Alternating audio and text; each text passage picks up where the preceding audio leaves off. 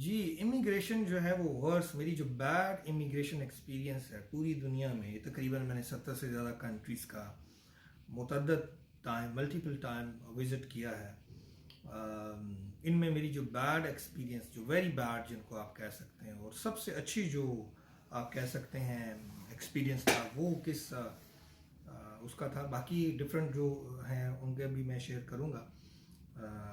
UK का है, यूरोपीय यूनियन की कंट्रीज़ का है, और साथ में आपको कुछ सजेस्ट करूँगा। तो जैसा कि मैंने आपको बताया है कि मेरा जो बैड एक्सपीरियंस है, सबसे ज़्यादा जो मैं जिसको कहूँगा उसका मैं जिक्र करूँगा। उससे पहले मैं आपको बताऊँगा कि इमिग्रेशन का जो प्रोसेस है वो कैसे होता है। जब आपको वीज़ा मिल जाता है तो इसका ये मतलब नहीं है कि आपको फुली राइट है कि आप उस कंट्री में, आपको कोई नहीं रोक सकता, ठीक है। वो आप जिस कंट्री से फ्लाई करते हैं वहाँ भी एक शॉर्ट सा आप इंटरव्यू कह सकते हैं।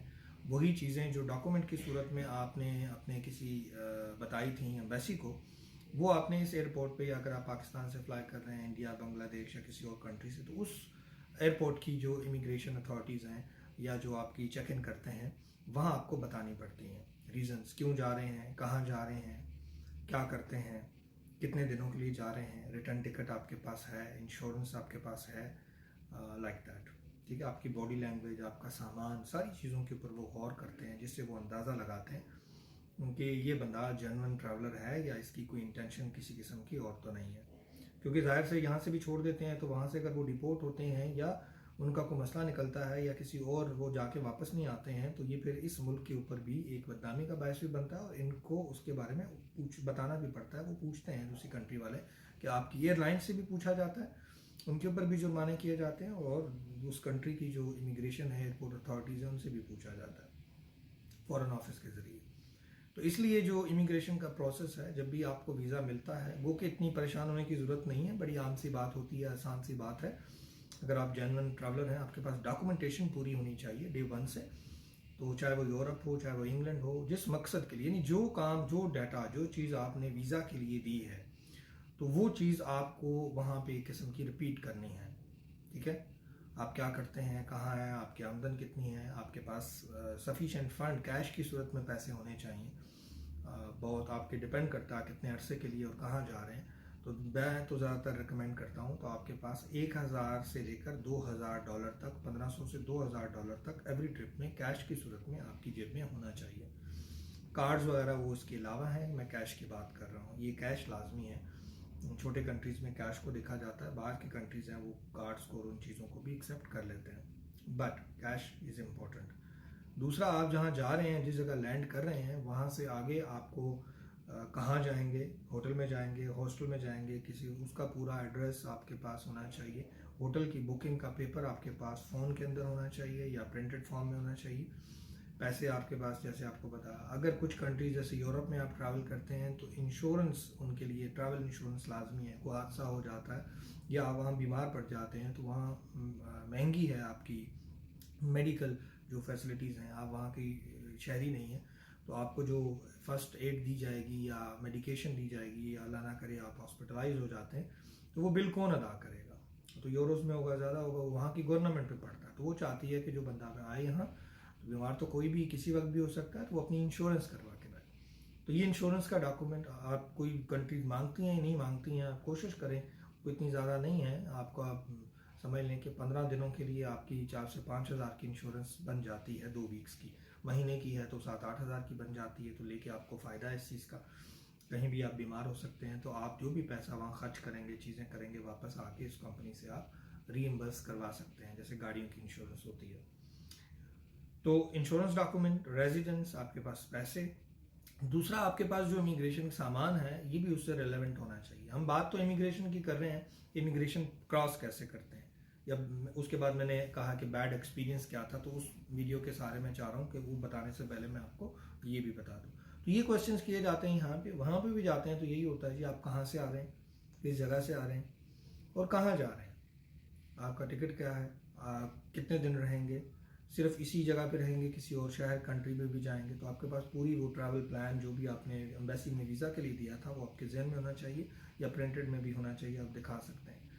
और उसके बाद फर्दर आप आगे वो कर सकते हैं और इस पे हो जाता है। और मोस्टली जो है वो इंग्लिश के अंदर ही की जाती है। यस नो में इंग्लिश, सारे इंग्लिश कंट्रीज़ की इंग्लिश अच्छी होती है। यूएसए है, यूके है और ऑस्ट्रेलिया है, न्यूजीलैंड है और बाकी जो यूरोपियन कंट्रीज़ हैं उनकी इंग्लिश भी सो होती है, हमारे लोगों से अच्छी नहीं होती। हमारे मैट्रिक के जो बच्चे हैं, लड़के हैं, वो उनसे अच्छी इंग्लिश बोल लेते हैं, उनको नहीं आती। तो आप यस नो, तो कोई लोग तो बात भी नहीं करते, सिर्फ आपसे वीज़ा का भी पूछते हैं, आपका फेस रीडिंग, आपकी पर्सनालिटी, आपने जो पहना हुआ है वो, आपकी एज। इसमें घबराने वाली बात नहीं होती क्योंकि आप चोर तो होते नहीं हैं, इसलिए आपको बड़े स्ट्रेट फॉरवर्ड, बहुत कम चांसेस उसके होते हैं कि आपको कोई डिपोर्ट करे या वापस एंट्री ना दे। कुछ कंट्रीज ऐसे हैं डिफरेंट जो आपको बड़ी सख्ती से करते हैं। इसी हवाले से मैंने आज मेरी जितनी भी इमिग्रेशन थी बड़ी शुरू से स्टार्ट से बड़ी अच्छी रही, चाहे वो इंग्लैंड की थी, कनाडा की थी या यूरोपियन की, डिफरेंट कंट्रीज़ की है। वो आने वाली डिफरेंट वीडियोज़ में मैं बताऊँगा कि डिफरेंट अगर टॉप 10 इमिग्रेशन के लिए मैं बनाऊँ एंट्री, तो सबसे सख्त या उससे काम किस किस की है।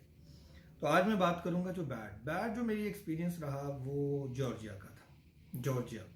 जॉर्जिया बिल्कुल अजरबैजान और तुर्की के साथ एक छोटा सा यूरो एशिया का एक कंट्री है, यूरोपीय यूनियन में नहीं आता। उनका ख्वाहिशमंद है, एप्लीकेंट है, यानी कभी ना कभी शायद आइंदा वो बन सके। और जॉर्जिया, ये अजरबैजान, ये वो स्टेट्स हैं जो रशिया से, सोवियत यूनियन से अलग हुई हैं। तो ये जॉर्जिया में मेरा विज़िट था 2019 में।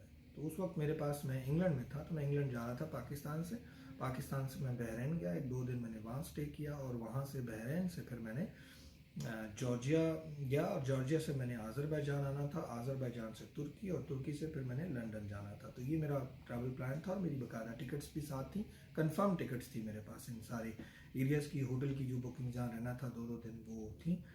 तो जॉर्जिया में मेरा तकरीबन 3 दिन का था स्टे। तो मैं जब बहरीन से ट्रैवल करके गया, बहरीन से तो मुझे कोई इशू नहीं हुआ क्योंकि मेरे पास यूरोप उसका इंग्लैंड का रेजिडेंस कार्ड था, उसकी बेस पे मेरा एंट्री फ्री थी। जॉर्जिया का अलग से मैंने वीज़ा नहीं लिया। तो आपके पास अगर यूरोपीय यूनियन का, यूएसए का, ऑस्ट्रेलिया का, यूके का कार्ड है या वीज़ा है, वैलिड वीज़ा है, तो आप इस कंट्री में ऑन अराइवल एंट्री ले सकते हैं, आपको वीज़े की ज़रूरत नहीं है।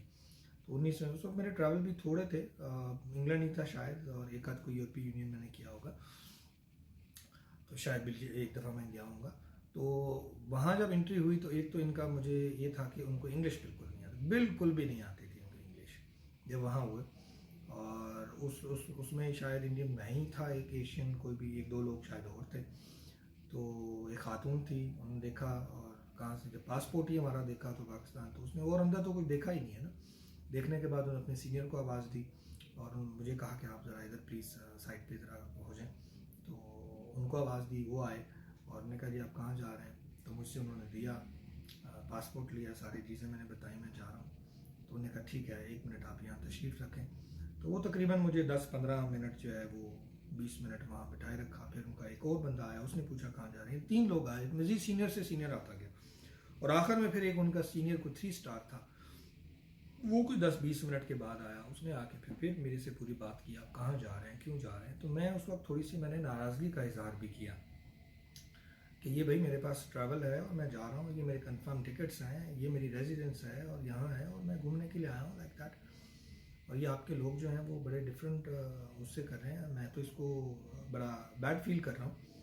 और अगर आपने एंट्री नहीं देनी है तो डजेंट मैटर, मैं अपना टिकट चेंज करता हूँ, तो मेरी नेक्स्ट फ्लाइट अजरबैजान की, आई विल गो देयर, मैं वहाँ चला जाता हूँ, मैं आपकी कंट्री में नहीं जाता हूँ आखिर में। तो मैंने सोच तो ही लिया था कि मैंने यहीं से वापस जाना है, मैं इनकी कंट्री में रुकता ही नहीं। तो बहरहाल वो आए, उनसे फिर बातचीत हुई, सारी चीज़ें मैंने उनको दिखाई कि अलग से, और उसके बाद फिर उन्होंने मुझे एंट्री दे दी कि ठीक है वेलकम टू जॉर्जिया। लेकिन ज़ाहिर है उस वक्त मेरा मूड भी ख़राब हो चुका था उनकी इस चीज़ की वजह से। मेरा फर्स्ट टाइम ये मुझे किसी एयरपोर्ट पे ऐसा हुआ।